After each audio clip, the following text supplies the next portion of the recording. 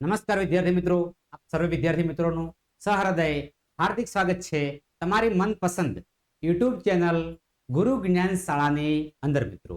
તો મિત્રો, આજે આપણે ગુજરાત સરકાર દ્વારા જે બહાર પડાયેલ સ્વઅધ્યયન પોથીનું મિત્રો સોલ્યુશન કરવા જઈ રહ્યા છે, જેની અંદર મિત્રો વિષય ગણિત ચેપ્ટર નંબર 3 દ્વિચલ સુરેખ સમીકરણ યુગ્મ ગણિતની અંદર મિત્રો સોલ્વ કરવા જઈ રહ્યા છીએ.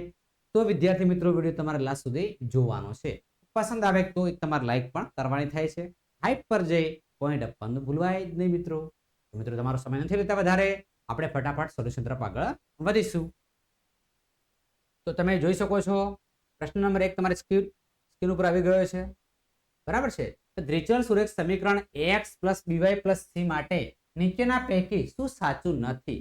મિત્રો, સાચું શું નથી આપણે જણાવવાનું થાય છે. બરાબર છે. તો શું સાચું નથી?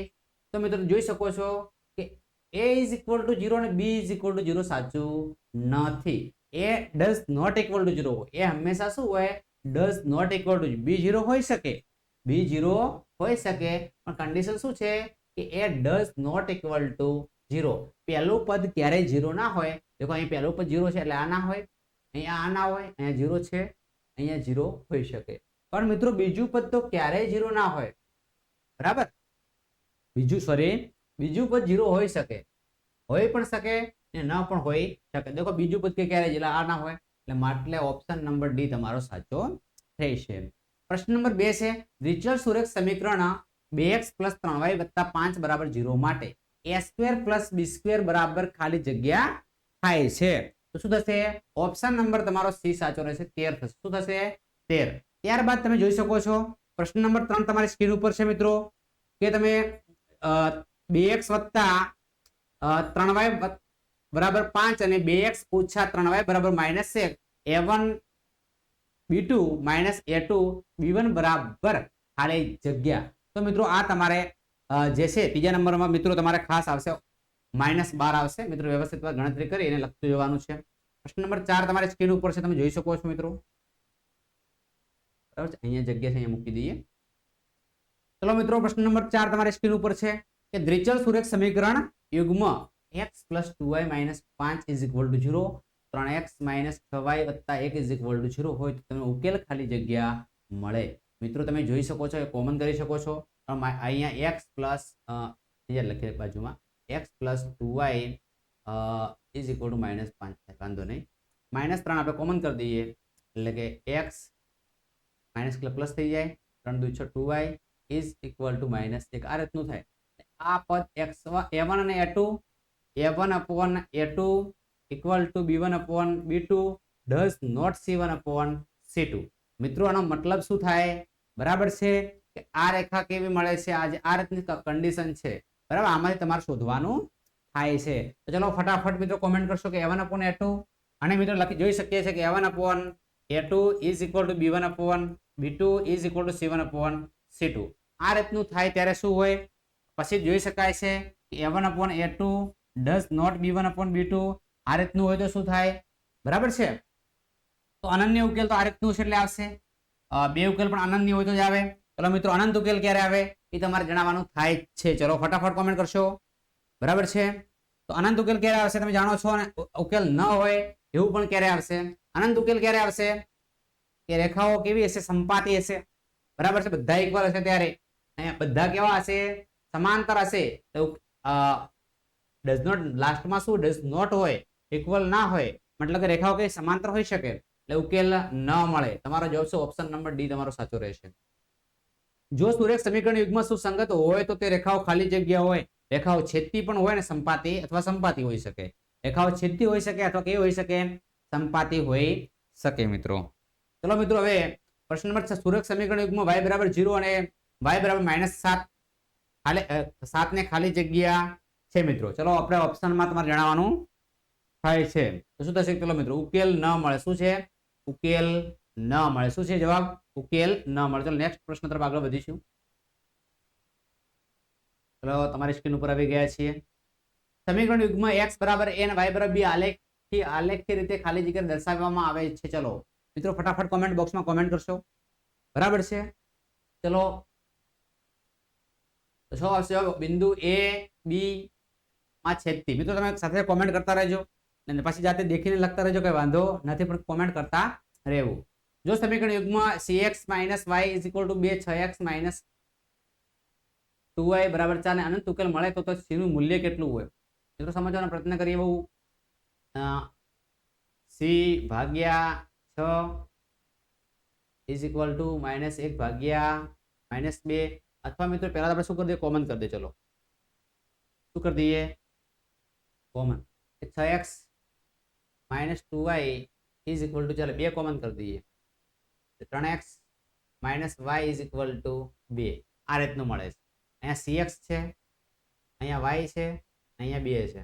ચલો a1/a2 = b1/b2 આ રીતનું રાખીએ આપણે. ચલો a1 કેટલા છે, a1 પહેલું પદમાં a1 c છે, બરાબર, c છે. ચલો a2 કેટલા છે, 3 છે. ચલો અહીંયા -1 છે ને અહીંયા પણ -1 છે, તો કેન્સલ થઈ જાય. એટલે મિત્રો c = 3 આવશે. c બરાબર કેટલા આવશે, 3 આવશે. ચલો ઓપ્શનમાં કઈ જોવા તમને મળે છે? ચલો ફટાફટ કોમેન્ટ કરશો. હા સોરી, અહીંયા એ નંબરમાં છે, તમે જોઈ શકો છો. પ્રશ્ન નંબર 9 તમારી સ્ક્રીન ઉપર છે, બરાબર છે. સ્ક્રીન આપણે વ્યવસ્થિત કરતા રહીશું. જો સમીકરણ x - y = 2 છે અને x + y = 4 છે, x = a હોય અને y = b હોય, તો a અને b નું મૂલ્ય શોધો. મિત્રો તમારે વ્યવસ્થિત ગણતરી કરવાની થાય છે, ઉકેલ મેળવવાનો થાય છે, પછી મિત્રો તમારે ચેન્જ કરવાનું થતું હોય છે. તો મિત્રો તમે જોઈ શકો છો કે 9 ની અંદર તમારે શું જવાબ આવે છે? ચલો ફટાફટ કોમેન્ટ કરશો. જવાબ આવશે 3 અને 1. શું આવશે? 3 અને 1. ચલો અનન્ય ઉકેલ x = 2 y = -3 હોય તેવું સુરેખ સમીકરણ યુગ્મ ખાલી જગ્યા છે, બરાબર છે. શું છે? સુરેખ સમીકરણ યુગ્મ ખાલી જગ્યા છે. તો ચલો મિત્રો કોમેન્ટ કરશો. ચલો 10 ની અંદર શું આવશે મિત્રો? ઓપ્શન નંબર બી આવશે. શું આવશે? ઓપ્શન નંબર બી આવશે. ચલો ફટાફટ લખી શકો છો. નેક્સ્ટ આપણે આગળ વધીશું. ચલો ત્યારબાદ મિત્રો 11 અરુણા પાસે ફક્ત 1 રૂપિયો અને 2 રૂપિયા ના કેટલાક સિક્કા છે. જો તેમની પાસેના સિક્કામાં કુલ સંખ્યા 50, બરાબર છે, તેનું મૂલ્ય ₹75 હોય તો 1 ના અને 2 ના સિક્કાની કુલ સંખ્યા શોધવાની છે. મિત્રો વ્યવસ્થિત તમારે ગણતરી કરવાની થાય છે. એટલે 25 અને 25 જવાબ મળશે. શું મળશે જવાબ? 25 અને 25. પિતાની ઉંમર પુત્રની ઉંમરથી 6 ગણી છે. 4 વર્ષ પછી પિતાની ઉંમર પુત્રની ઉંમર કરતા 4 ગણી થશે. પુત્ર અને પિતાની હાલની ઉંમર અનુક્રમે ખાલી જગ્યા. તમારો જવાબ શું આવશે? ઓપ્શન નંબર મિત્રો સી આવશે. શું આવશે? સી આવશે. તો ત્રિકોણ PQR માં ખૂણો r = 3, q = 2, p + q = pq, તો q = ખાલી જગ્યા. ચલો એમાં પણ ઓપ્શન નંબર સી આવશે. ઓપ્શન નંબર સી ચાલે આવશે. સમીકરણ યુગ્મ x + y = 8, x - y = 4. મિત્રો ગણતરી કરશો એટલે જવાબ મળશે. સમય નથી એટલે કરતા નથી આપણે, પણ 6 x = 6 આવશે, y = મિત્રો શું આવશે? 2 આવશે. તમે જોઈ શકો છો. ચક્રીય ચતુષ્કોણ સામસામેના ખૂણાનો તફાવત 20 છે, તો ખૂણાઓના માપ ખાલી જગ્યા અને ખાલી જગ્યા હોય 100 અને 80 હોય. શું હોય? 100 અને 80. તો મિત્રો તમે જોઈ શકો છો વ્યવસ્થિત રીતે. ત્યારબાદ તમારે સમજૂતી જોતી હોય તો કોમેન્ટ બોક્સમાં કોમેન્ટ કરશો, અમે તમને વ્યવસ્થિત લાઈવ આવીને સમજૂતી આપી શકશું, બરાબર છે, વ્યવસ્થિત. પણ મિત્રો મને ખબર છે તમારે બહુ ઉતાવળ હોય છે, એટલે હું ફટાફટ તમને ગણાવવાનો પ્રયત્ન કરું છું. બે સંખ્યાનો સરવાળો 101 છે અને તથા તફાવત 25 છે, તો મોટી સંખ્યા ખાલી જગ્યા હશે, બરાબર છે. તો મોટી સંખ્યા આપણે જણાવવાની થાય છે. ચલો મોટી સંખ્યા જણાવો. સરવાળો x + y = 101 છે. ચલો તફાવત છે x - y = 25 છે. ચલો આપણે શું કરશું? સૌ પ્રથમ બાદબાકી કરીશું, બરાબર.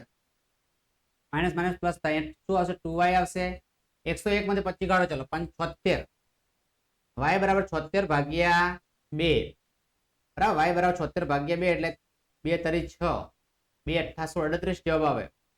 શું આવે છે? 38 જવાબ આવે છે. 38 તો અહીંયા ઓપ્શનમાં નથી, બરાબર. 38 નાનો શું છે? નાનો જવાબ છે. શું છે? નાની સંખ્યા છે. આ મોટી સંખ્યા એટલે તમે સ્વાભાવિક છે 101 માંથી તમે 38 બાદ કરો. 9 10 8 9 10 11 3 9 6 7 8 9 6 63 જવાબ. શું આવશે? 63. દેખો તમે ઓપ્શન નંબર એ જોઈ શકો છો. મિત્રો આ રીતે તમારે ગણતરી કરવાની થાય છે, બરાબર છે. આ રીતે તમે વ્યવસ્થિત મિત્રો વ્યવસ્થિત તમે લખવાનો પ્રયત્ન કરી શકો છો, બરાબર છે. હવે મિત્રો આપણે નેક્સ્ટ બે અંકની સંખ્યામાં અંકોનો સરવાળો 9, જો તેમાં 27 ઉમેરવામાં આવે તો અંકોને સ્થાનને અદલા બદલી થતા સંખ્યા ખાલી જગ્યા છે. તો મિત્રો શું છે? 36 છે. શું છે? 36. 21x, હા બહુ મસ્ત દાખલો, પરીક્ષા માટે મોસ્ટ ટાઈમ. મોસ્ટ ટાઈમ વિશે તો હું તમને શીખવાડવાનો છું. 41x + 39y = 110. ચલો અહીંયા લખી દઈએ. 21x + 39y = 110. 39x + 21y = 162. 0 2 6 ને 7 272, y 7 ને 8 4 ને 2 6, x 7 ને 8 4 ને 2 6. 68 મિત્રો કોમન થઈ જાય. શું થશે? 68 શું થશે? કોમન થશે. કોમન કરી દેવાના એટલે 68 મિત્રો પરીક્ષામાં 100% જોવા મળશે. હાલથી લખી દેજો. પ્રથમ પરીક્ષામાં તો 100% ગેરંટી. જો બરાબર, સ્ટાન્ડર્ડમાં બોર્ડમાં પણ 100% હશે, પણ બેઝિક વાળા પણ મિત્રો આમાં શક્યતા છે. x + y 272 ભાગ્યા મિત્રો તમે 68 કરવાના છે. 68 ગુણ્યા તમે 4 કરી શકો છો. 8 ચોક 32 નો બગડો વધી 3 6 ચોક 27 272. બરાબર, તમારો જવાબ શું આવશે? 4 આવશે. અહીંયા શું આવશે? 4 આવશે. તમે જોઈ શકો છો.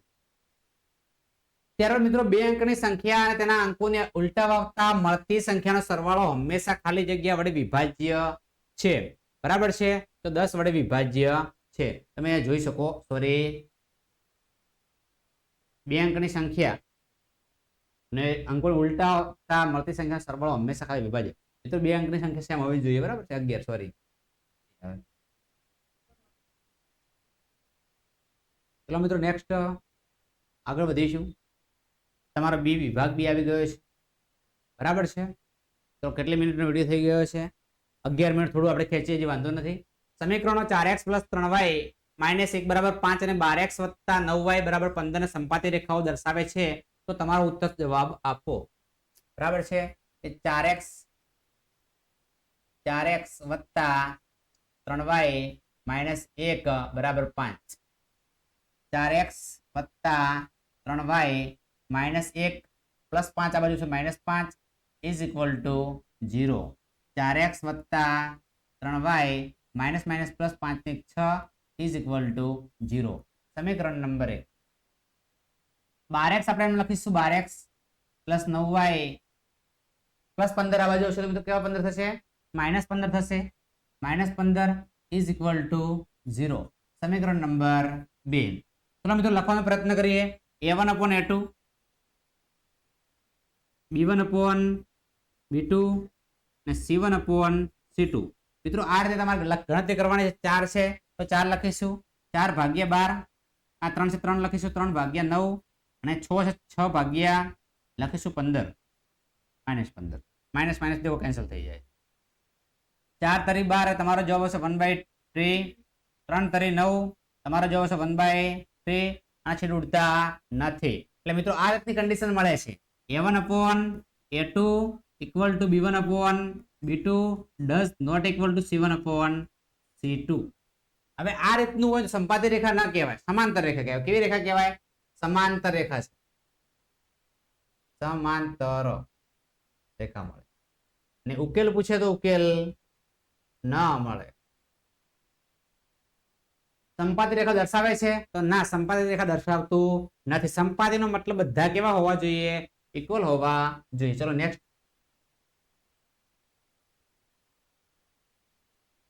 x + 2y - 3 અને 6x + 3y - 9 = 0 સુસંગત છે. તમારો ઉત્તર આપો. તો ચેક કરી લઈએ મિત્રો કે x + 2y - 3 = 0. સમીકરણ નંબર 1. 6x + 3x - 9 = 0. સમીકરણ નંબર 2.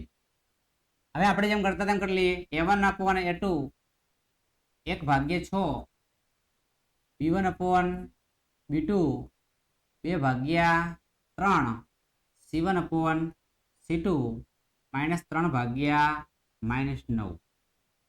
મિત્રો હવે આ રીતના આપણે ગણવાનો પ્રયત્ન કરીશું.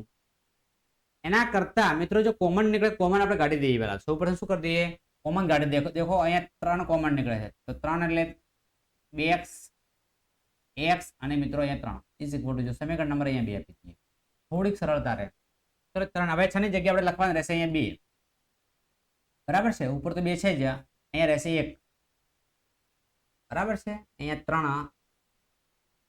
અને અહીંયા 3 રહેશે 3 3 કેન્સલ થશે જવાબ આવી જશે 1 ત્રણે 3 વસ્તુઓ મિત્રો અલગ અલગ મળે છે લખી શકીએ આપણે કે a1/a2 does not equal to b1/b2 મિત્રો આ રીતનું મળે છે માટે આપણે શું કહી શકીએ ચલો બોલો કોણ કહેશે ભાઈ સુસંગત છે શું છે સુસંગત છે સુસંગત છે કાં તો બધા સરખા મળે સુસંગત કાં તો બધા સરખા ના મળે બરાબર આ રીતનું મળશે ને તો એ સુસંગત કહેવાશે a1/a2 b1/b2 c1/c2 આ રીતનું મળશે તો મિત્રો શું કહેવાશે સુસંગત કહેવાય છે ચલો આગળ વધીએ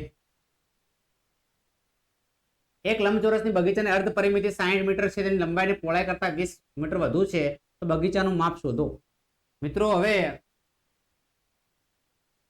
લંબચોરસના બગીચાની અર્ધ પરિમિતિ આપી છે તો લંબાઈ અને પહોળાઈ ધારી દઈએ પહેલા તો ધારો કે લંબચોરસની લંબાઈ x મીટર છે પહોળાઈ y મીટર છે